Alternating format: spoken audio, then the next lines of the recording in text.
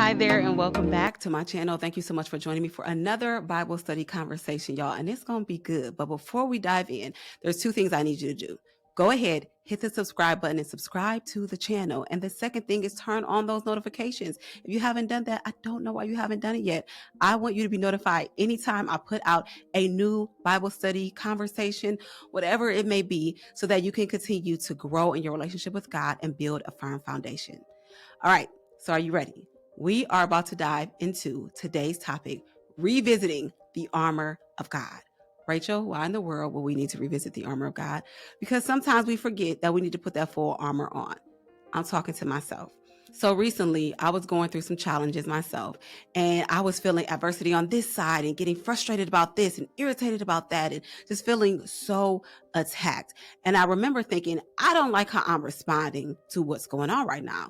Lord, what is happening with me? Why am I responding out of such frustration? And I don't have grace. And it was not good, y'all. And I remember hearing him say, Rachel, because you are walking out this door with partial armor, expecting the full armor protection.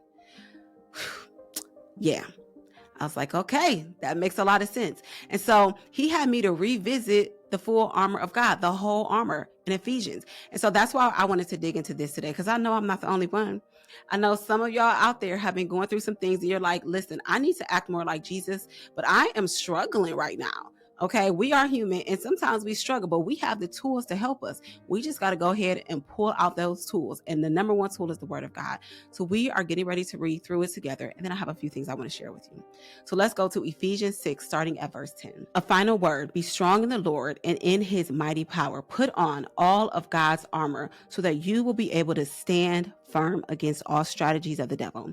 For we are not fighting against flesh and blood enemies, but against evil rulers and authorities of the unseen world, against mighty powers in this dark world, and against evil spirits in the heavenly places. Therefore, put on every piece of God's armor so you will be able to resist the enemy in the time of evil.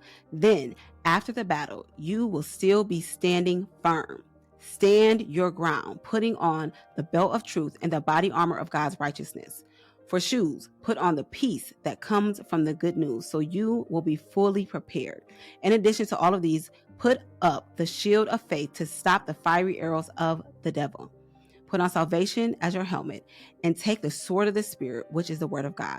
Pray in the Spirit at all times and on every occasion. Stay alert and be persistent in your prayers for all believers everywhere.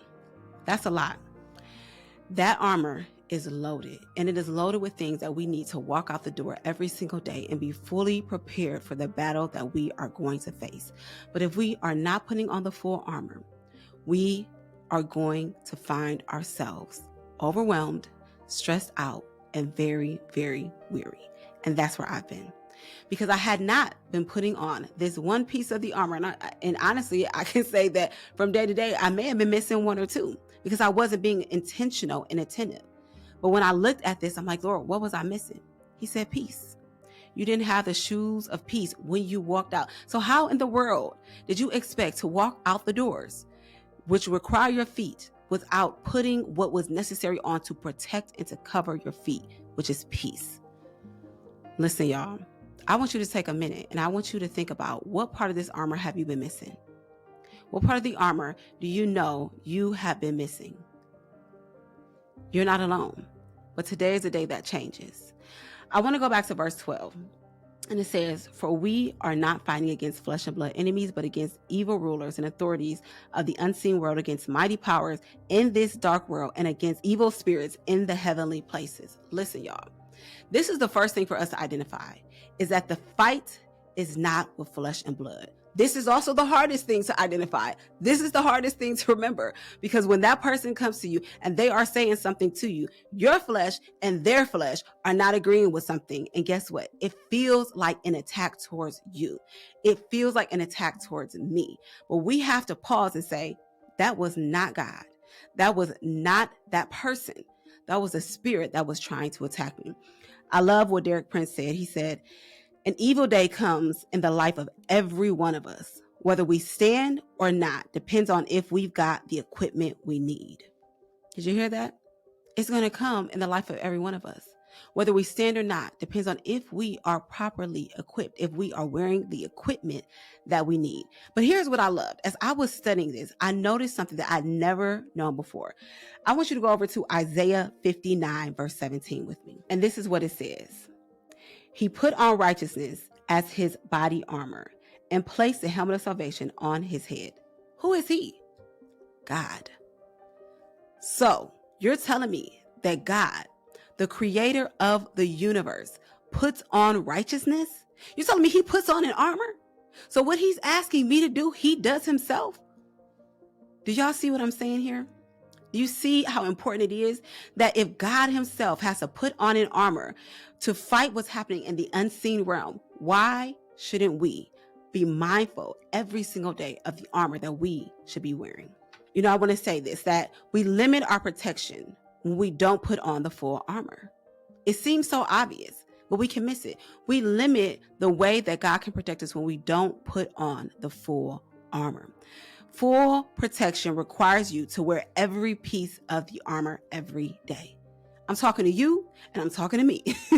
It requires for us to wear the armor every day, to know what the armor is, to pause in the middle of our day and say, okay, before I go into this meeting, did I put on the armor? Before I go pick my kids up from school, do I have my armor on? Before I wake up in the morning, because I don't know about you, but there's times where most mornings I wake up and before I am even fully alert, fully awoke, a negative thought is trying to be planted into my mind. You didn't do this yesterday. You didn't pay attention to that yesterday. You didn't say this to this person yesterday. You didn't respond to that. It's a negative thought immediately. I immediately need to put on the full armor of God before I walk out the door. And the other thing that I want to point out to you is how often it says to stand firm. It says to stand firm multiple times. And I wanted to look up, what does that word mean? And it means to persevere. It means to persevere.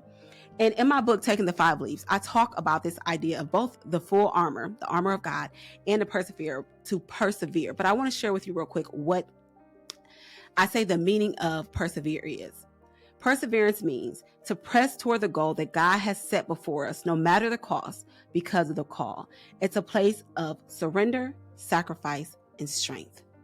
Persevering is a place of surrender, sacrifice, and strength. Here's the other thing that is so important for you to remember. Your obedience will attract opposition.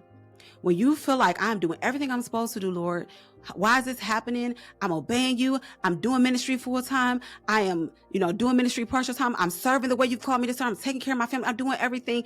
Your obedience attracts opposition. It does not make you, it doesn't remove you from the battlefield. It actually probably moves you up because you become a threat to the kingdom of darkness. And so today I want to encourage you that because we are a threat to the kingdom of darkness, because God has called us to do great and mighty works in his name, because we are aware of the work God is calling us to do, and we are actually responding to the call that we must put on the full armor of God. And so I want to remind you to revisit every day that full armor so that you can withstand the enemy, period. And here's the last thing that I want to say to you. You have to pay attention. We have to pay attention to how we are responding because our witness is so important. You never know who's watching you. You never know who's listening. You never know who's saying things. My dad would always say when I was younger, your reputation goes further than you do. We are establishing a reputation for God here upon the earth. And so we want to put on the full armor because number one, he wears an armor. And he modeled before us what it looks like to wear the full armor of God. But because, number two, we are going out into this world and we need to be protected from the fiery darts of the enemy, from the plans of the enemy, but also we want to be a righteous model before other people of what it looks like to be a follower of Jesus. So put on that full armor of God. Don't walk up the house without it. Remind yourself every day to put on the full armor of God so that you are protected against the enemy's schemes. All right, y'all. Until next time, be blessed.